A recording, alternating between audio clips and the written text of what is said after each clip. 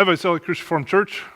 This is Pastor Joel. Welcome back to our second week of digital online worship. This is an awkward thing for us at our church to try to figure out how to do this and to do this well. And it's a very strange thing to speak to an empty audience, an empty worship space.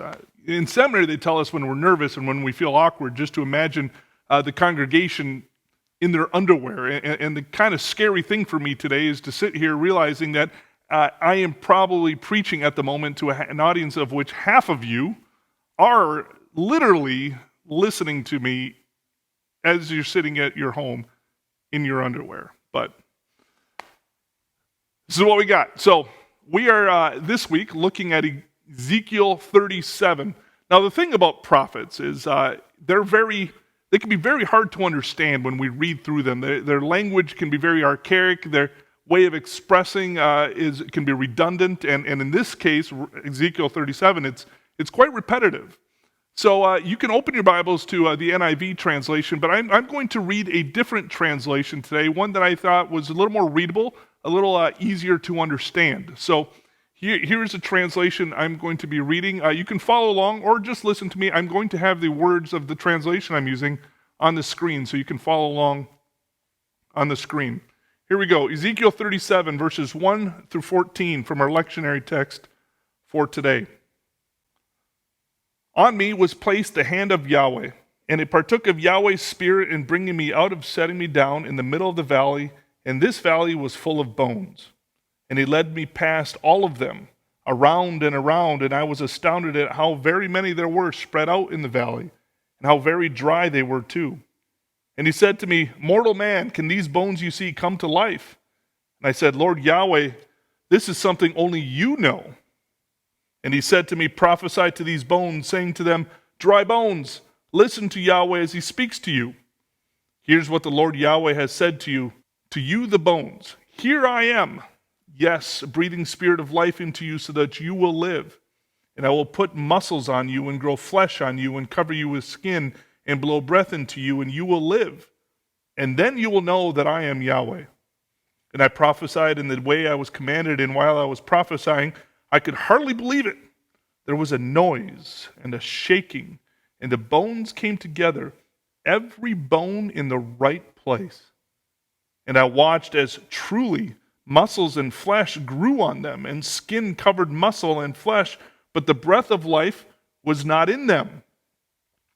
Then he said to me, "Prophesy to the wind. Prophesy, mortal man, and tell the wind, that is what Yahweh the Lord has said. Come from the four quarters, wind, and blow your breath on these men who have been cut down, so that they will live." And I prophesied just as he commanded me, and the breath of the wind came into them, and they came alive and stood up and on their feet as a very great army. And he said to me, "Mortal man, the bones you see here are the whole house of Israel. And here in your hearing they are saying, our bones are dried out, and our hope has perished. We are hacked away from ourselves." This means you must prophesy, saying to them, "Here is what Yahweh the Lord has said. It is me, truly in your presence, about to open the graves, and I will raise you out of them, my people, and bring you into the land of Israel. And you will know then that I am Yahweh, because I open your graves and raise you up out of them, my people, and I will place the breath of my spirit in you, and you will live, and I will settle you in your own land, and you will know that I myself, Yahweh, have spoken it, so that I will do it. This is the decree of Yahweh." Now, my parents were really big fans of road trips. We lived overseas, so whenever we got back to the United States every 3 years or so, we would go on a big road trip as kids, as a family on vacation. We took a road trip from Michigan to D.C. down to Florida. We went on another road trip from Michigan out west to Montana. Saw a lot of the national parks on the way. We did another road trip from Michigan down southwest towards the Grand Canyon. This is something my parents love to do. And on our road trip to Montana, I remember stopping at a place called the National Monument of the Battle of Little Big Horn, otherwise known as Custer's last stand.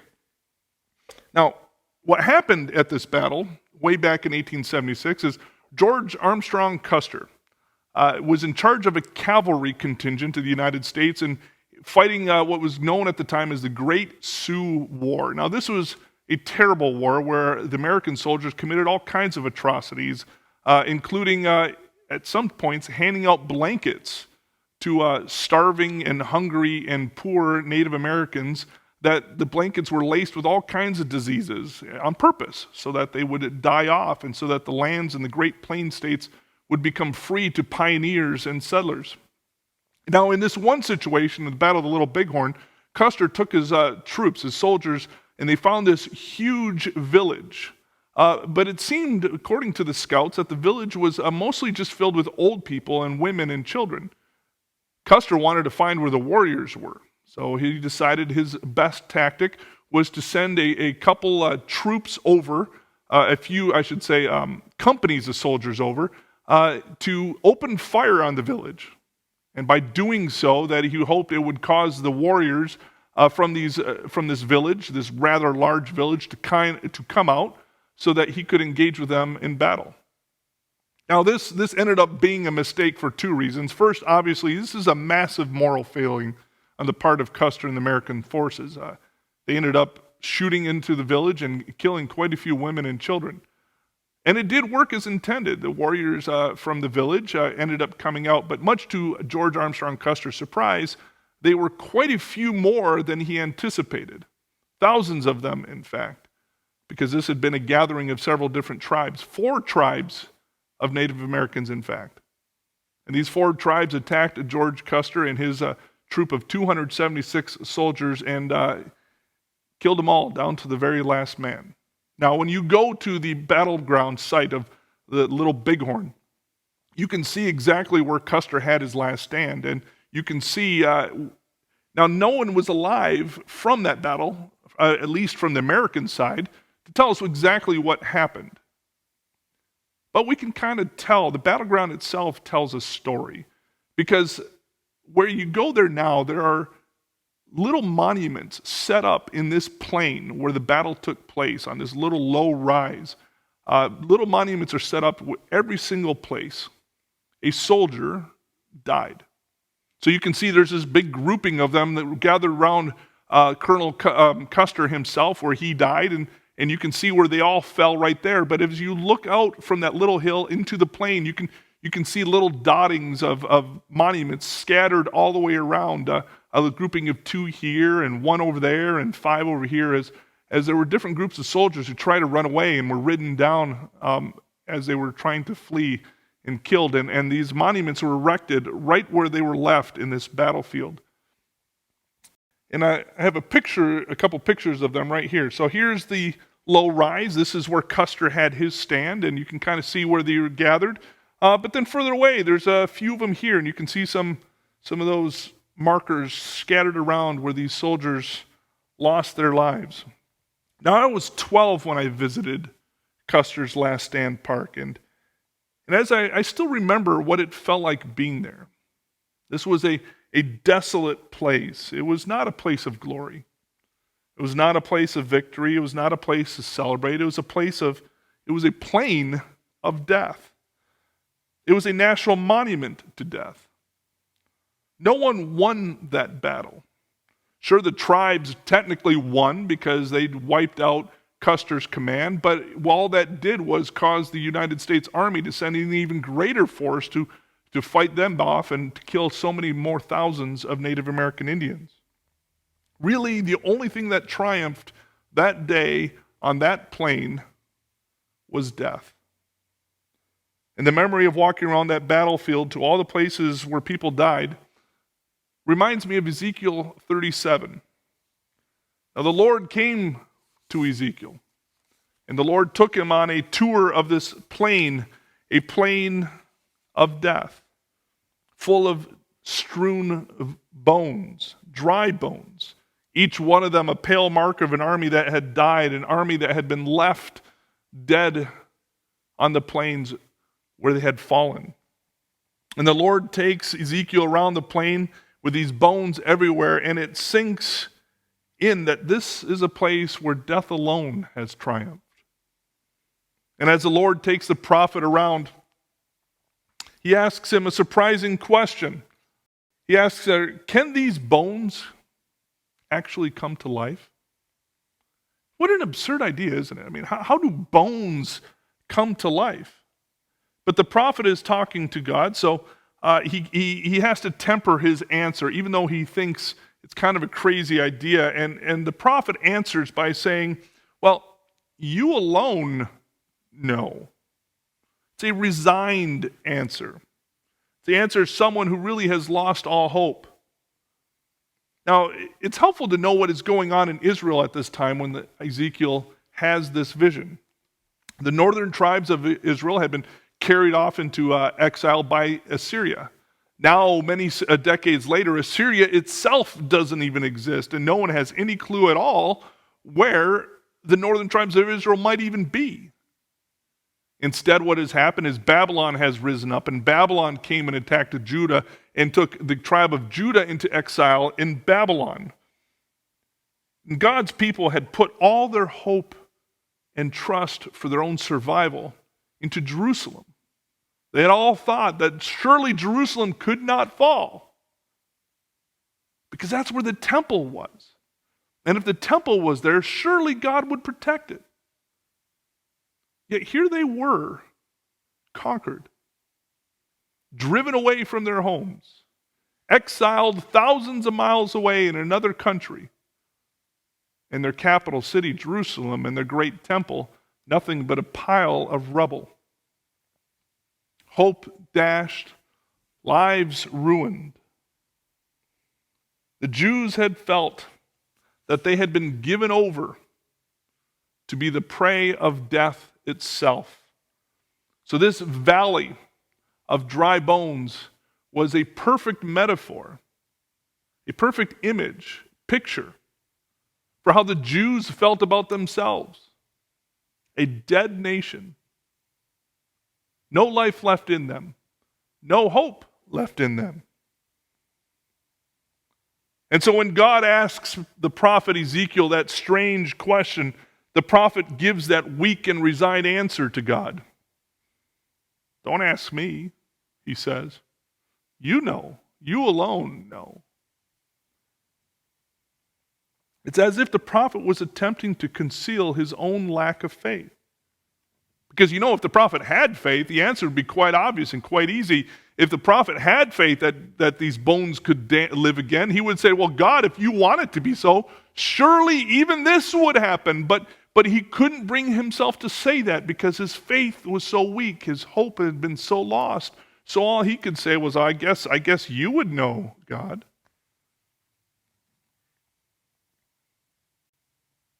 God then decides to use the same faithless voice of the prophet to proclaim that a great miracle will happen. And when the prophet's proclamation given to him from God, he begins to proclaim it, the absurd thing he begins to proclaim actually starts to happen. The bones come together, ligaments bind them tight, muscles knit, skin covers over everything, and all that is left, all that is needed is breath, just like when God made Adam. And God said, literally, Son of Man, which in Hebrew is Ben Adam, son of Adam, proclaim the breath come into them. And just like in Genesis chapter 2, when with the first Adam, God breathed life into these lifeless body, and they rose to life. Now, the key to understanding this strange vision of Ezekiel 37 is to understand that this is not a vision of Ezekiel that was inspired in him by God, but to understand that what we have here in Ezekiel 37 is God's own vision that he lets Ezekiel see. This is key to understanding all of this. This isn't just some vision that God spoon feeds to Ezekiel like, oh, hey, see this. No, this is actually what God sees. And he's letting Ezekiel in on the secret. He's like, Ezekiel, I want you to see what I see. This is what I see. Can bones live?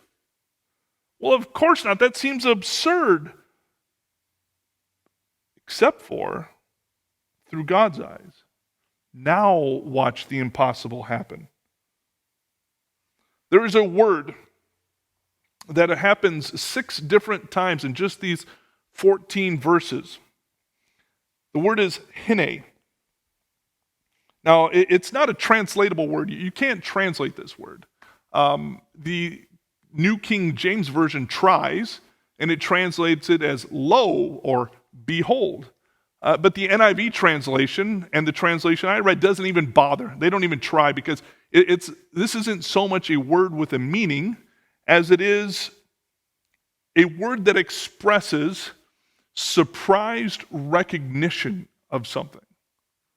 So imagine, for example, that you are watching a sporting event, perhaps, and then someone does something ridiculous. I don't know, has this ridiculous catch or leaping at the wall to catch it before it goes out of bounds, or something just insane happens that you just can't believe a human body can do. What do you do in that moment as you watch it real time, right? Everyone's reaction is usually the same. What you do is you kind of stand up maybe and you put your hands to your head and you exclaim and you say something out loud like, oh, shish kebab, or my goodness, or wow, or Shazam. I don't know, right? But we all have this there's something that would come to our mouth, this expression of surprise recognition. And the prophet utters this sound, this expression that comes from his deep in his core 6 times in these verses. He says, oh, wow, that's a lot of bones. And Shazam, those bones are starting to rattle. Or my goodness, they're growing tendons and skin and muscles and so forth. But you see, this isn't just an expression of surprise here. That wouldn't be enough. That's not really what hine means. It's not just an expression of surprise. It's an expression of surprise recognition. So think of it like last time you did you did some math homework. I don't know. For me, that was 20-something years ago. I was really glad I only had to take one math class in college, right? But I remember those and I probably remember because they hardly ever happened. But I remember those 1 or 2 or 3 times when I was working really hard at a math problem and I couldn't figure it out. Then all of a sudden something clicked and I saw it and I could figure it out. And it was like, gadzooks! This is it! And it all kind of makes sense. It's like you just realized a truth that was right before you before and you couldn't really see it. This is what was happening with this prophet. All of a sudden he's seeing the bones coming to life. He's like, wow, I'm seeing it now. There's this picture. The question then is, well, what is he realizing? What is this surprise recognition that the prophet has? Well, God himself answers it in verses 13 and 14 when God says, when I do all this, then you will know I am the Lord. Or in verse 14, then you will know that I, the Lord, have spoken. I have done it. And all the prophet can do when he realizes who God is and what God is doing, all he can do is exclaim in surprise and wonder at realizing who God is and what God has been doing because he hadn't been able to see it before. So watch and see. But watch with my eyes, says God. Can corpses be brought to life? Can graves be opened and those who are within live? It's absurd. We often say, when we see what is absurd, we will often say, I cannot believe my eyes when something unimaginable happens. But that's because we're used to looking at our circumstances. Like the Jews in exile, We are preoccupied with what we see and what's happening around us, and we have no idea what God sees. I found this poem by a man named Amos Wilder. It's a long poem, so I'm not going to show you the whole poem, but I'm going to show you 3 lines. And this is what it says. Accept no mitigation, it says this poem. Accept no mitigation, but be instructed to the null point. The zero breeds new algebras. Ezekiel and the Jews in exile were at a null point. They were as good as dead. They were dry bones. But in God's eyes, somehow, zero breeds new algebra. Consider Jesus' death, for example. The whole scene of Jesus' death is a picture for us today. And what do you look at when you consider Jesus' death? You consider the death of it, the darkness, the earth shaking. I mean, the Bible tells us all these things happen, right? The darkness fell, the earth shook. Do you consider, like Jesus' disciples and his family and his friends, that this great hope they had was gone? This wild ride that they were going on, that they thought was going to change the world, it seemed to come to a complete end. It was over. Is that what you see in the picture of Jesus' death? Because tucked into the same account of all these things happening in Matthew 27 is one little verse from Matthew 27, verse 52, that says this, "And then the tombs broke open, and the bodies of many holy people who had died were raised to life." Gadzooks! The wonder of it. The issue is what do we see? All Jesus' disciples in the moment could see was the circumstances, the loss they had, the darkness, the sadness. And it wasn't until later, it says, after the resurrection of Jesus, did they begin to notice, wait a minute, upon Jesus' death, these tombs were opened. In these turbulent times, what eyes are you looking through? Elie Wiesel, a Jew and a survivor of the Holocaust, liked to think a lot about Ezekiel 37. He really enjoyed this passage, and he notes that Ezekiel has 4 visions in the whole book of Ezekiel. And this is the only vision of Ezekiel that does not begin by giving us a date. All the other visions have a date that say that Ezekiel had this vision at this time in the certain month of the certain reign of the certain king or something. But not this vision. This vision has no date to it. And Elie Wiesel says, he asks the question, why? Well, why does this vision not have a date to it? And he thinks he has an answer. He says, because every generation needs to hear that in its own time, their bones can live again. We can feel hopeless. We can feel like we're good as dead. In fact, the Apostle Paul in Ephesians tells us that we are practically as good as dead in our sin. All our actions, all our decisions, all our skills, everything we do that we think is good, in the end, are null and void. They do us no good. They give us no credit. And we need then to hear that God will sustain us and fill our empty and barren experiences somehow with hope, even though we can't see it. Is it plausible? Well, it certainly might not seem so, unless we see it with God's eyes. Then the sons and the daughters of Adam will watch it happen and know that the Lord has spoken and know that he has done it. So, people of the Lord, why do we worship at all? So we can exclaim with our mouths what our hearts are seeing in awe and wonder and recognition, that the Lord is God. Amen.